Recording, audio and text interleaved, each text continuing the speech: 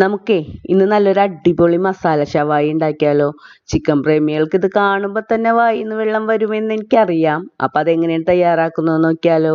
നല്ല അടിപൊളി രുചിയാണ് കേട്ടോ. അതിനുവേണ്ടി ഒരു 10-15 ഉണക്കമുളക് ഞാൻ ചൂടുവെള്ളത്തിലിട്ട് കുതിർത്ത് വെച്ചത് ഇട്ട് കൊടുത്തിട്ടുണ്ട്.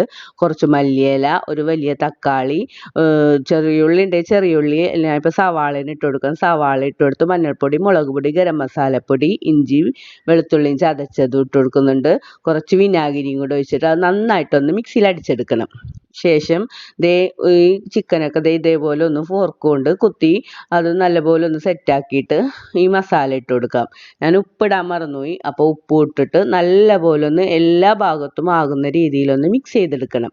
അത് മിക്സ് ചെയ്തിട്ട് നമുക്കൊരു പാത്രത്തിലോട്ടാക്കിയിട്ട് ഒരു 4 മണിക്കൂറെങ്കിലും ഫ്രിഡ്ജിൽ റെസ്റ്റ് ചെയ്യാൻ വെക്കണം. എന്നാലേ ഈ മസാല ഈ ചിക്കനിൽ പിടിക്കുള്ളൂ.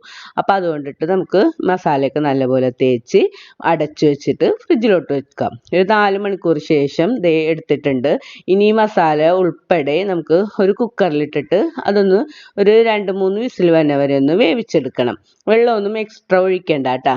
ചിക്കനിൽ നിന്നും മസാലയിൽ നിന്നും തന്നെ വെള്ളം വരും.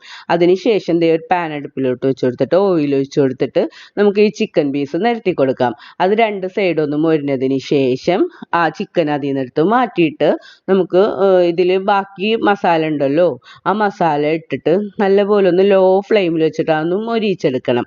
എന്നിട്ട് ഇതിലേക്ക് നമ്മൾ വെച്ചിരിക്കുന്ന ചിക്കൻ ഇട്ട് കൊടുത്ത് അത് നല്ലപോലെ ഒന്ന് സെറ്റായി വരുമ്പോൾ എന്താ രുചി എന്നറിയാമോ.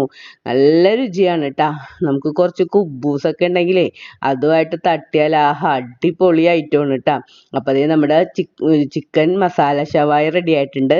കുബൂസ് എടുത്തിട്ട് അതിൽ നിന്നൊരു ചിക്കൻ പീസ് കൊടുത്ത് കുറച്ച് മസാലേൻ്റെ ഗ്രേവി എടുത്ത് ആ കുബൂസുമായിട്ട് തിന്നാൻ എന്താ ടേസ്റ്റ് എന്നറിയോ. വീഡിയോ ഇഷ്ടമായാൽ ലൈക്ക് ചെയ്യാനും ഷെയർ ചെയ്യാനും കമൻറ്റ് ചെയ്യാനും മറക്കല്ലേ.